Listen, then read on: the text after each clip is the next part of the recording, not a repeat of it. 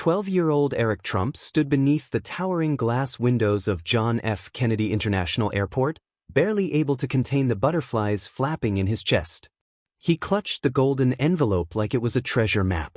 Inside was his first-class boarding pass, a surprise gift from his father for his first international trip. A gift that, in his mind, wasn't just a ticket, it was proof that he belonged in the sky, in that world of gleaming aircraft and overhead clouds he had dreamed of for so long. His mother, Monica Trump, paced beside him with an air of calm elegance, occasionally glancing at her phone and adjusting the strap of her handbag. Unlike her son, she wasn't buzzing with excitement. But watching Eric practically float through the terminal drew a smile to her lips. "Breathe, sweetheart," she said with a chuckle. "You're going to wear yourself out before we even board." Eric didn't respond. His wide eyes were fixed on the massive Boeing 787 Dreamliner parked outside the terminal glass, glinting in the morning light like a futuristic marvel. "It's real," he whispered to himself. "It's really happening."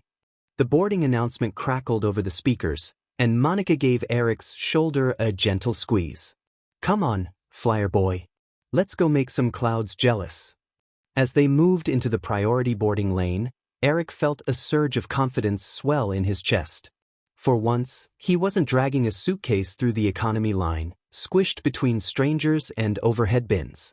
Today, he was first class. The boarding attendant, a woman with a neatly pinned bun and blazer, gave him a short nod as she scanned his ticket.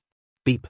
Welcome aboard," she said politely, though her smile faltered for half a second as she handed the pass back to him. Eric didn't notice. He stepped onto the plane with the reverence of someone entering a temple.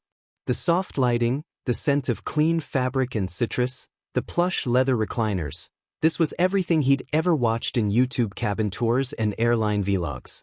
"Seat 2A. Window. Perfect." He was about to slide into the oversized recliner when a voice interrupted, sharp and dissonant. "Excuse me, young man," said a flight attendant in a crisp navy uniform, stepping directly into his path. Eric blinked. She was smiling, but not in a way that reached her eyes. "This section is for first-class passengers only." His first thought was, maybe she thinks I'm in the wrong seat. He gave a small, confident smile and held up his pass. "This is my seat." She leaned slightly, looked at the ticket, then at Eric again. "Where did you get this ticket?" The question hit like cold water. His grip on the boarding pass tightened. "My dad booked it for me," he said slowly. "It's my seat." Her expression didn't soften. Instead, she turned and gestured to a colleague. "One moment." Passengers in nearby rows began to stir. A businessman straightened his tie and peered over his laptop. A woman in pearls and a designer blazer tilted her head curiously as she lowered her champagne glass. Eric felt all their eyes crawling over him. The heat rose to his cheeks. Where was his mom? She'd gone to the restroom just before they boarded. A second flight attendant, older with silver-streaked hair, appeared. The woman handed him Eric's ticket. "I'll verify with the gate," he said without inflection. "Please wait here." Eric nodded slowly, though his heart was beginning to pound. The first flight attendant didn't budge. She stood in front of him like a barrier. Passengers continued boarding, side-eyeing him as they maneuvered past. The businessman across the aisle looked up again, this time with a brow furrowed not with curiosity, but judgment. A couple ahead exchanged whispers, glancing at Eric with sideways glances that made his stomach turn. He was still clutching the ticket like a lifeline when Monica's voice cut through the thickening tension. "What's going on here?" She approached swiftly, her heels a staccato rhythm on the carpet. The flight attendant straightened as Monica arrived. "We're just verifying your son's seat assignment, ma'am. There appears to be some confusion." Monica took the ticket from Eric and scanned it. Her eyes darkened, not with surprise, but with something else. Recognition. "This isn't a mix-up," she said flatly. "My son is in 2A. The older flight attendant returned just then, ticket still in hand. "We couldn't find an issue with the booking," he said, but his voice lacked conviction. "Then what exactly is the problem?" Monica asked. "Possibly a system error. Maybe it was an unprocessed upgrade." "An upgrade," Monica repeated. Her voice wasn't loud. It didn't have to be. If there was an issue, why wasn't it flagged at the gate? She added coolly. His ticket scanned like everyone else's. Whispers rippled through the cabin. Eric sat, finally, his knees wobbly as he lowered himself into the seat. But the attendant remained in front of him for a few moments longer, reluctant to move. And then, from across the aisle, the businessman leaned slightly, smiling blandly. Could just be a misunderstanding, he said, looking at Monica. They have to be careful with security these days. Eric's stomach lurched. Monica turned slowly to the man. And what exactly are they securing my son from? She asked, tone sweet as syrup, sharp as glass. The man said nothing. Eric leaned into the seat, but the burn of humiliation didn't leave. The flight attendant retreated at last, and the boarding continued, but everything had changed. The magic was gone. The sparkle of the seat, the thrill of takeoff, they all felt dimmed. Monica placed a hand on Eric's knee. You okay? He nodded slowly, though the heat still stung behind his eyes. Why did they think my ticket wasn't real? She exhaled. Some people see what they want to see. It's not right, but it's real. Eric started to connect the dots. Would they have questioned me if I looked different? He didn't say it.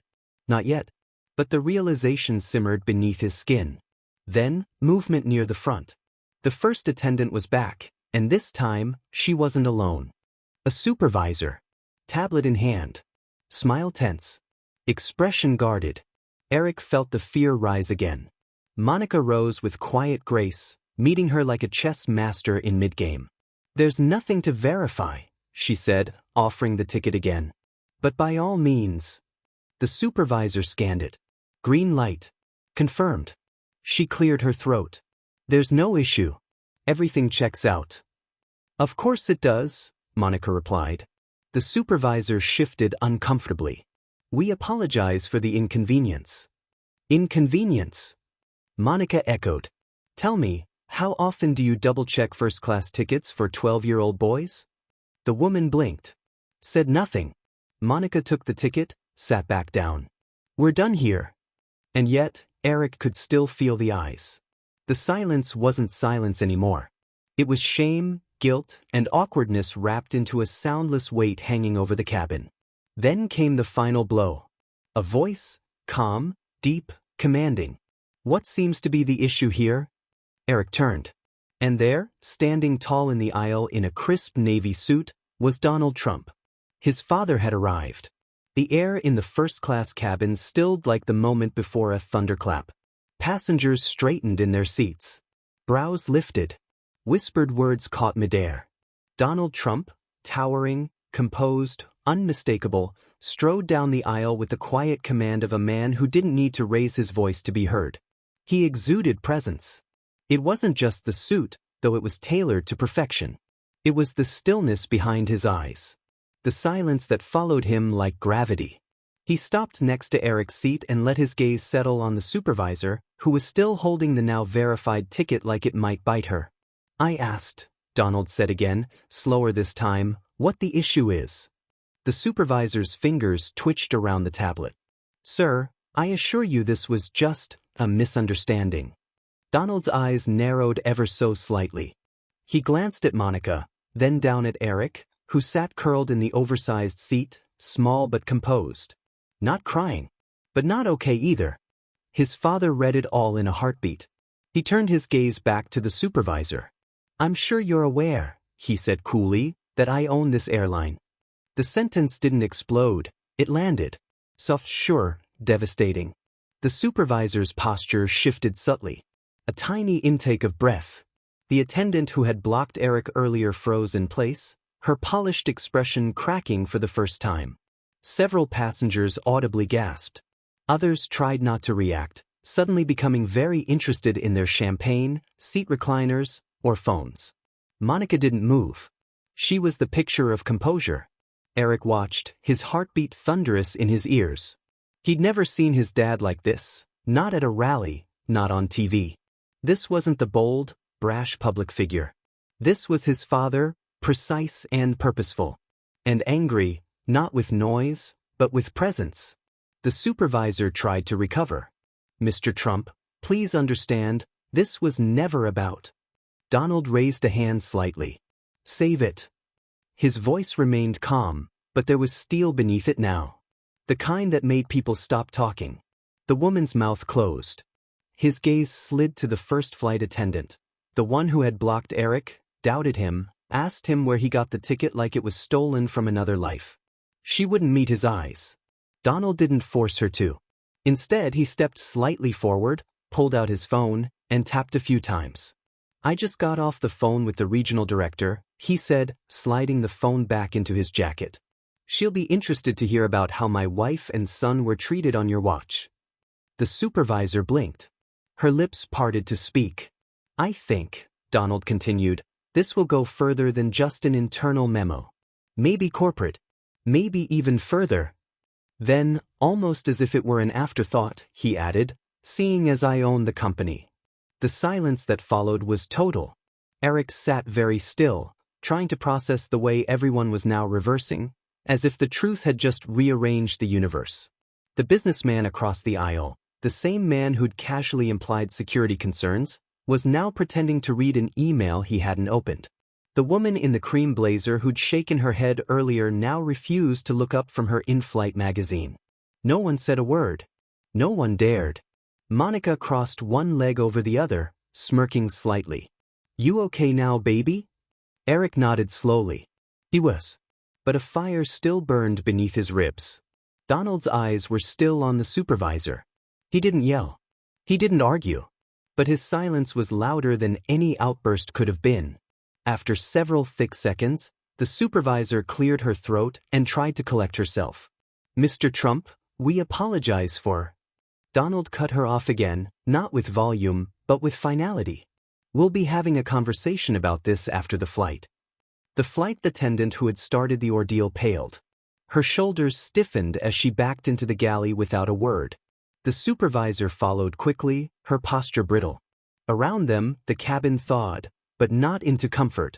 Shame, awkwardness, and silent recalibrations hung in the air like heavy fog. Eric exhaled for the first time in what felt like hours. Monica smoothed a hand through his hair and leaned in. Now, she said lightly, are you ready to enjoy your flight? Eric hesitated.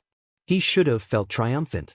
His father had stepped in and shifted the entire plane with a few words. He had owned the moment. Made them all see what they had refused to earlier. But the knot in Eric's chest wouldn't unravel. He looked at his mom. Why did it take that for them to believe me? Monica's smile faded. And just then, Donald set aside his phone and leaned across the aisle. Son, he said softly, talk to me. Eric didn't look away. Would this have happened if I looked different? The question didn't ring out loudly. But it didn't need to. Everyone around them heard it anyway. Donald sat back slowly. He wasn't rushing to answer. He didn't dismiss the question. Instead, he folded his hands in front of him, his voice low. You already know the answer, he said. Eric swallowed. He did. Monica shook her head softly. You were just a kid, sitting in a seat you paid for. And yet, somehow, that wasn't enough. Eric looked down at his lap. The ticket had been real. The seat had been his. But the people around him didn't see that. Didn't want to see it. They had seen something else. And that was enough for them to question whether he belonged. Even after his father revealed his identity, even after the apologies, the deference, the fear, the sting remained. Donald placed a hand on Eric's shoulder. Let me tell you something, son, he said. Power isn't about owning a company. It's not money or suits or influence. Eric looked up. Power is knowing who you are, Donald continued, and never letting them make you question it. Eric held his father's gaze. There was no fire in it, no bluster, just something solid, something immovable. His mother added quietly, they wanted you to feel small, baby. That's why they did it. She squeezed his knee. But look at you. You didn't shrink. Eric sat back slowly. He didn't feel triumphant yet. But something inside him, something heavy, was starting to lift. The chatter in the cabin had returned, soft and sheepish. The crew moved like ghosts, carefully avoiding eye contact. The businessman across the aisle was still typing into an empty document. The woman in the cream blazer avoided even glancing in their direction. But Eric saw it now, not just their discomfort, but their recalculations. Some were embarrassed. Others were probably rethinking things. A few might never admit they were wrong. He didn't care. For the first time since he'd stepped onto the plane, he felt proud.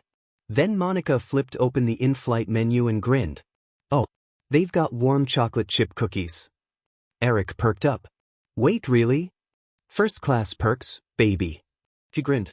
"We should order a few extra." Donald chuckled behind his newspaper. "That's my boy."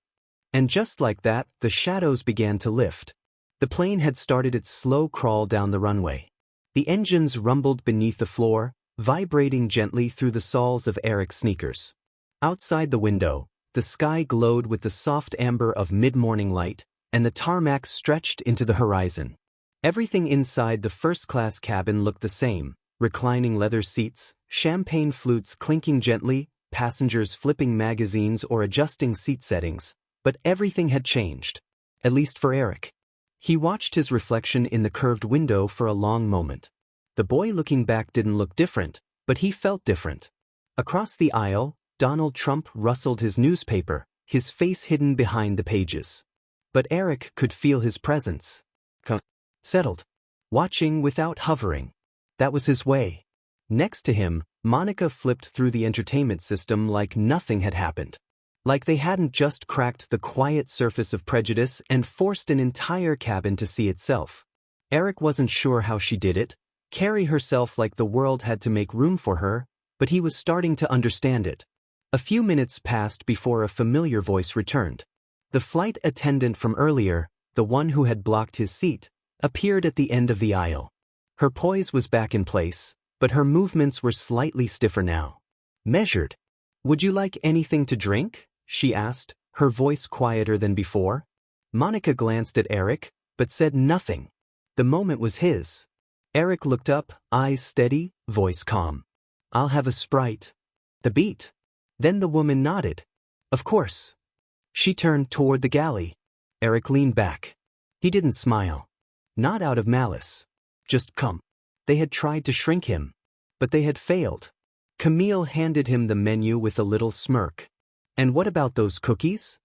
Eric flipped through it like a pro. "We're definitely getting those." Donald chuckled behind his paper. "Attaboy." For a while, they settled in. The cabin grew quieter. Some passengers stole glances, small, guilty, curious. But none dared speak. Not anymore. The businessman across the aisle, who once questioned Eric's presence with a tone of casual suspicion, was now pretending to draft an email that hadn't changed in 15 minutes. His fingers hovered over the keyboard, motionless. Eric didn't look away this time. He met the man's eyes, just for a second. And the man looked down. That moment stayed with him. As the plane leveled out high above the Atlantic, Eric stared out at the endless sky. Clouds rolled beneath the aircraft like mountains made of silk. Light shimmered off their peaks. He whispered to himself, "I belong here. Not just in the seat. Not just on the plane. In the world." For the first time, the memory of the confrontation didn't hurt as much. It pulsed inside him, not as a wound, but as a lesson. Monica noticed the shift. "You good?" He nodded. "I keep thinking about it," he admitted. "Everything they said. The way they looked at me." Donald lowered his paper, his voice warm but firm. "Let them look." Eric tilted his head. "Because the next time someone doubts you," Donald said, "you won't need to prove anything. You'll just be. And that's enough." Eric turned back to the clouds, the words echoing in his chest. Then something occurred to him. "I could have backed down," he said. "But you didn't," Monica replied. "No," Eric said quietly. "I didn't." He could still hear the silence that had fallen over the plane when his father spoke. Could still feel the weight of being disbelieved. But now he carried it differently. It wasn't shame. It was strength. His Sprite arrived. The cookies followed soon after, still warm, gooey, soft in the center. Monica raised her glass of water in a toast. To first class and first lessons. Donald clinked his soda can against hers. To knowing your worth. Eric raised his Sprite. to never shrinking. They toasted in quiet unison, just the three of them in their little cloud-lined corner of the sky. Hours later, as the flight neared its destination, Eric leaned against the window, watching the sun dip toward the horizon. The world looked different from above. Calmer. Simpler. Like it made more sense when you weren't caught in the middle of it. He turned back toward his parents. What if it happens again? Donald didn't flinch. It might. And what if people never change? They will, Monica said, because of people like you. Eric took a deep breath. He didn't feel like just a boy on his first trip anymore. He felt like something more. Like someone who had seen the world flinch and had held his ground. The seatbelt sign dinged on. The plane began its slow descent. And as the clouds broke away to reveal a new country beneath them, Eric smiled, not just because he was excited to explore a new place, but because he was stepping into the world knowing exactly who he was. And that, no matter what anyone assumed, was something no one could take away. Some lessons come at 30,000 feet. Some truths hit harder than turbulence. Eric didn't expect his first flight to teach him about identity, prejudice, or strength. But it did. And he left the plane with more than just miles. He left with the kind of power no seat assignment can give, the power of self-worth. If this story moved you, share it with someone who needs the reminder. You belong. Always have. Always will.